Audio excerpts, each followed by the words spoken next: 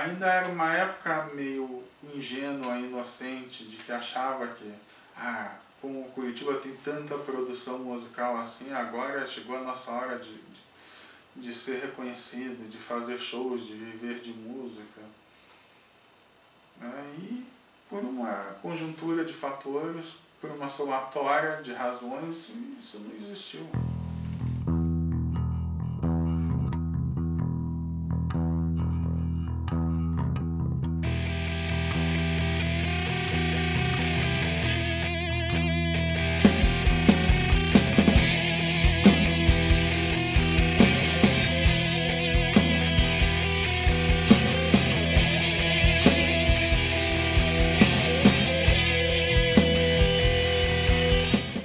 Comecei a escrever em 88 para a Gazeta, com 16 anos.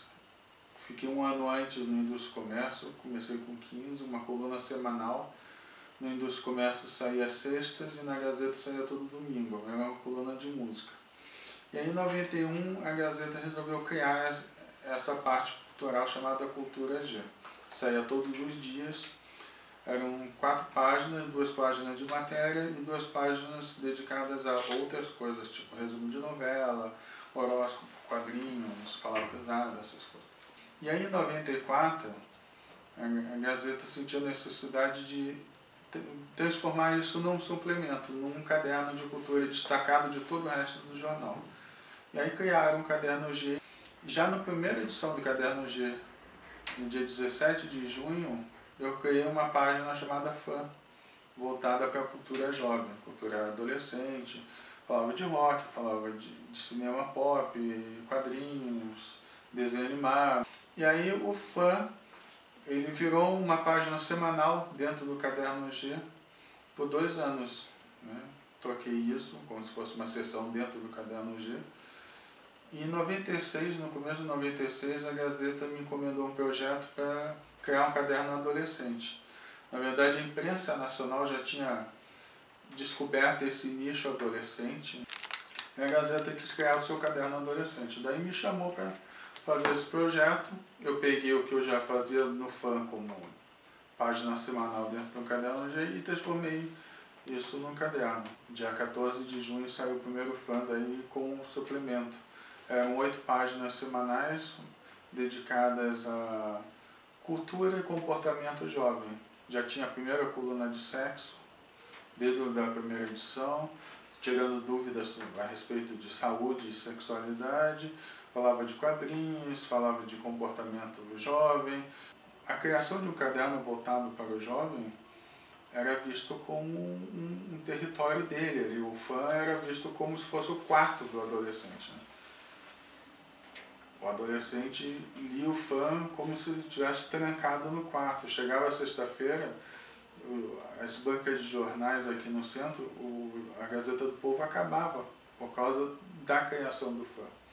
De tamanho que era a procura. E eram, em média, 100 mil exemplares na época, diários que a Gazeta rodava. E chegava a acabar no centro de Curitiba. E também essa tendência do Fã de falar muito de cultura pop e comportamento extrapolou os limites da fronteira paranaense. Então o Fã era conhecido e consumido em São Paulo, no Rio de Janeiro, nas bancas que vendiam jornais de outros estados. Tinha gente até no Nordeste, na Paraíba, que comprava o Fã. Bom, eu já tinha uma coluna de música, desde 87, desde o ano que eu cheguei em Curitiba, com 15 anos.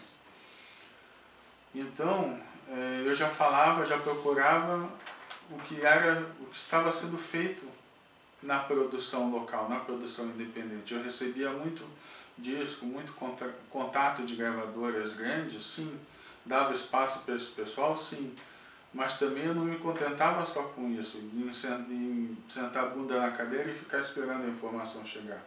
Eu ia atrás, eu ia pesquisar quem que está fazendo coisa legal. Quem é a banda que está surgindo? Foi assim que eu descobri, por exemplo, a Reles Pública. Eles fizeram um show em 91, acho que eles tinham 13, 14 anos na época, eles fizeram um show no Tuque. Eu soube de alguma forma que havia um show no Tuque, uma banda mod, não sei o que foi. Vou lá ver, vou lá conferir, para ver qual é. E vi que era uma banda sensacional, com 13, 14 anos. E já falei no jornal, a primeira coisa que eu falei foi: esses moleques têm futuro.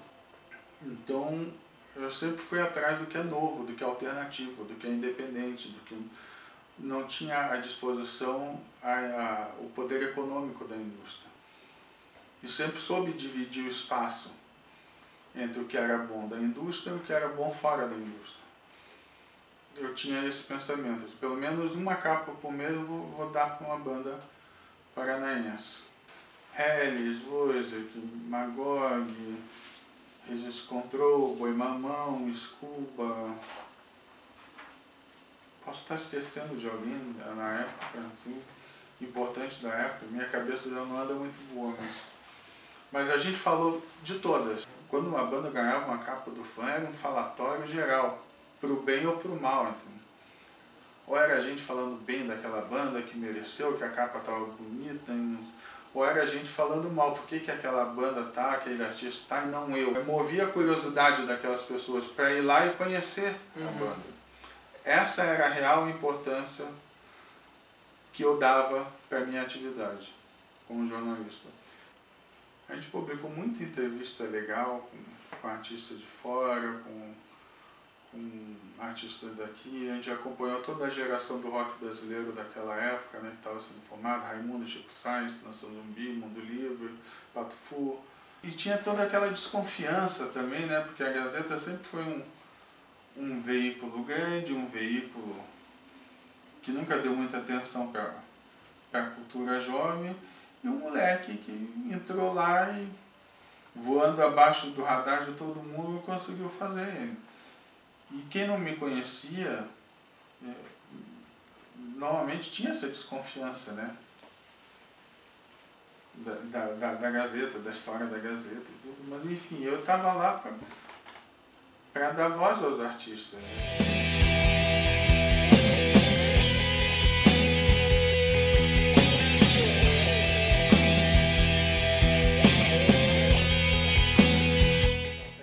Uma vez eu levei o Educado de Fala, vestido de Xuxa do espaço, com roupa meio sadomaso, botas e um maiô de vinil de couro, não sei o quê, e uma peruca de chuca loira, assim.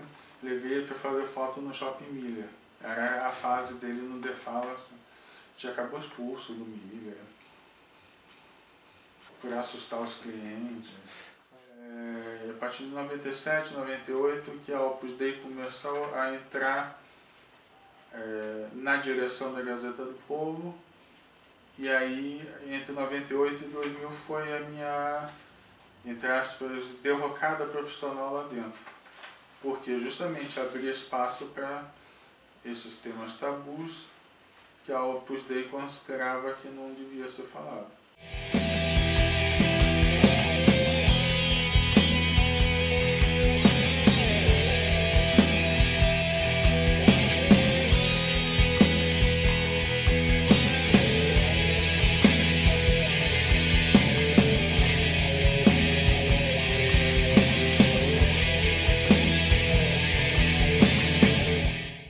O Prêmio Fã foi uma coisa que surgiu no susto. Começo do ano de 98, eu tinha uma casa noturna chamada Fórum, que é onde é o Live Curitiboso. Eles tinham contratado uma banda chamada Charlie Brown Jr., que ainda não era tão conhecida, não tocava tanto na rádio. Era o primeiro show do Charlie Brown Jr. aqui em Curitiba. E era uma banda que se identificava com o espírito do fã. E aí o pessoal da casa procurou o jornal, procurou o diretor de marketing: o que a gente pode fazer para divulgar, né? Para fazer as pessoas saberem que o Charlie Brown ia tocar em Curitiba. Daí o diretor de marketing me chamou na redação: vamos criar um prêmio para fazer na mesma noite, isso com 10 dias com 10 dias do show já marcado. Vamos criar um prêmio. Eu ponho a cédula nessa semana, os mais votados a gente dá um troféuzinho lá, manda fazer um troféuzinho. Então foi assim, a primeira edição foi no susto, foi em questão de 10 dias, para promover o show do Charlie Brown. Então o Charlie Brown vinha fazer um show completo, e antes a gente fazia essa muvuca da premiação. Primeiro deu tão certo, lotou de gente na Fórum, e a Fórum tinha capacidade para ter 1.500, 4.000 pessoas. Daí no segundo ano a gente já falou, vamos manter o prêmio, vamos fazer isso com mais antecedência. Chamamos uma outra banda, daí eu sugeri o Ira.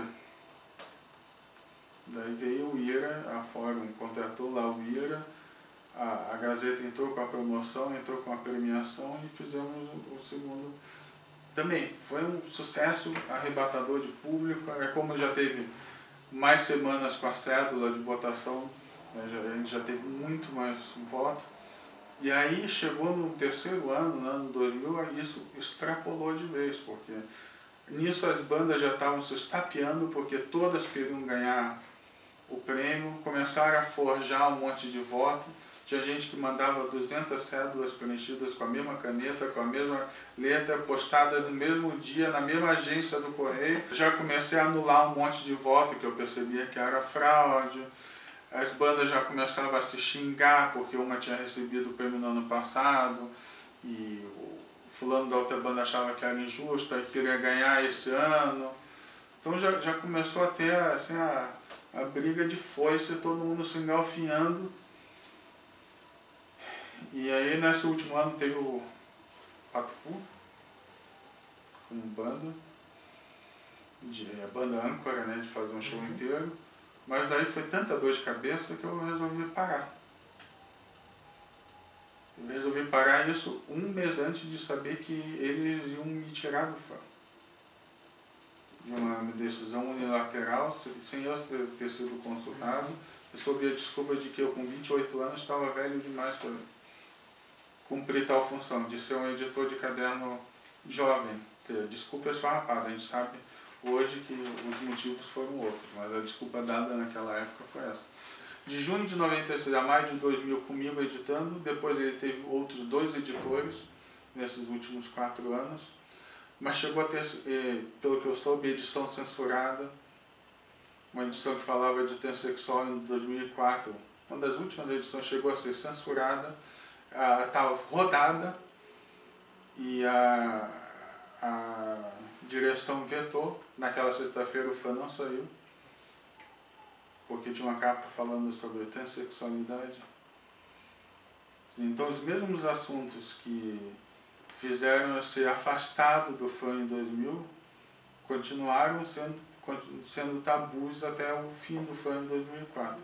Na imprensa paranaense em geral não mudou isso em décadas. Até hoje cultura é vista como a última necessidade. Como cultura é vista como lazer, e as pessoas acham que é qualquer coisa, qualquer um pode falar de cultura. Não. Falar de cinema é uma coisa séria, porque quem vai ler sobre cinema entende sobre cinema. Você não pode falar qualquer coisa assim. É como falar de esporte. Para você falar de basquete, de vôlei, de natação, de futebol, você tem que acompanhar o mundo, né, de cada esporte. Então, para falar de cultura, você tem que acompanhar o mundo, você tem que entender o que se passa dentro da música, dentro do cinema, do teatro, da literatura. São tiros no pé sendo dados um atrás do outro. Isso não vai...